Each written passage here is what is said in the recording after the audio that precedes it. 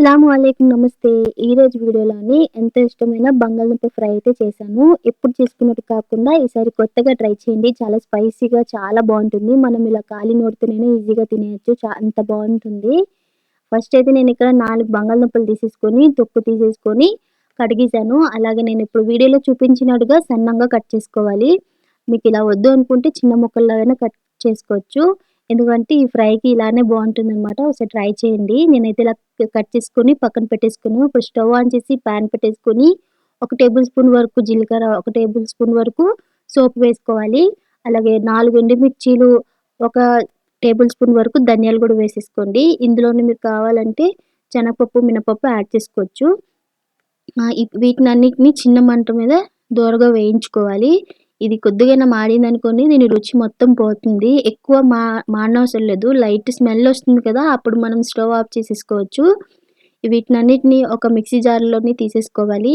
ఇలా తీసేసుకొని చల్లగా అయిన తర్వాత పౌడర్‌లా చేసేసుకోండి. కచ్చాపచ్చాగా అయినా పర్వాలేదు.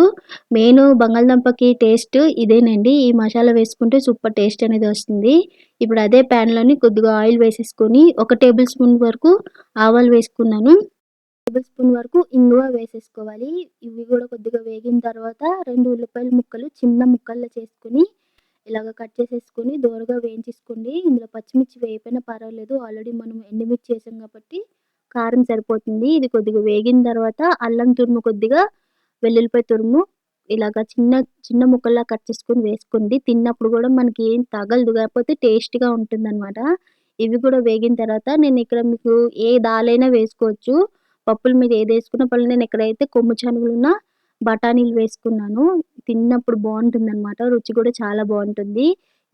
దగ్గర బఠానీలు లేకపోయినా స్కిప్ చేసేసుకోవచ్చు. ఇప్పుడు ముందుగా మనం కట్ చేసుకున్న బంగాళదుంపల ముక్కలు కూడా వేసేసుకొని చిన్న మంటలోని దోరగా వేయించుకోండి. అలాగే ఫస్ట్ మనం మిక్సీ చేసుకున్న ఈ పౌడర్‌ని కూడా 2 టేబుల్ స్పూన్ వరకు వేసేసుకొని, ఇందులోనే రుచికి సరిపడా సాల్ట్, అలాగే 1 టేబుల్ స్పూన్ వరకు కారం వేసేసుకొని, అర స్పూన్ వరకు పసుపు వేసుకొని వీటిని మొత్తాన్ని బాగా కలిపేసుకోవాలి. ఇలా కలిపేసుకొని చిన్న మంట మీద మూత పెట్టి మగ్గించుకోవాలి. ఒక 2, 3 నిమిషాల వరకు మధ్య మధ్యలో మీరు చెక్ చేస్తూ ఉండండి. లేకపోతే అడుగంతా మాడిపోతుంది. ఇప్పుడు మనం మూత తీసేసుకొని ఒకసారి బాగా కలిపేసుకోవాలి. ఇలా కలిపిన తర్వాత మనకు ఉడికిందో లేదో మనము స్పూన్‌తో ఇరిపితే ఇరుగుతుంది. ఈ స్టేజ్‌లోనే మనం కొత్తిమీర గాని, కరివేపాకు గాని వేసేసుకొని మూత పెట్టుకోండి. కలపొద్దు. దాని ఫ్లేవర్ మొత్తము బంగాళదుంపకి పడుతుందనమాట. ఇప్పుడు మళ్ళీ మూత తీసి ఒకసారి బాగా కలిపేసుకొని, ఈ స్టేజ్‌లోనే మనము స్టవ్ ఆఫ్ చేసేసుకొని 2 టేబుల్ స్పూన్ వరకు నెయ్యి వేసుకోండి. నెయ్యి వేసుకుంటే ఆ టేస్ట్ ఇంకా మారుతుంది. రుచి కూడా చాలా బా వస్తుంది. ఇలాగ ఒకసారి కలిపేసుకొని స్టవ్ ఆఫ్ చేసేసుకోండి. చూసారు కదా ఎంత చక్కగా వచ్చిందో. అంతేనండి, ఎంత ఇష్టమైన బంగాళదుంప ఫ్రై అయితే రెడీ అయిపోయింది. ఎప్పుడు చేసుకున్నట్టు కాదు. ఈసారి ఇలా ట్రై చేసి మీకెలా కుదిరిందో నాకు కామెంట్ చేయండి. అలాగే పప్పు, సాంబారు లేకపోతే ఉత్తి రైస్‌తోనైనా తినొచ్చు. లేదా ఖాళీ మన నోటితోని రోటీతోని కూడా చాలా బావుంటుంది.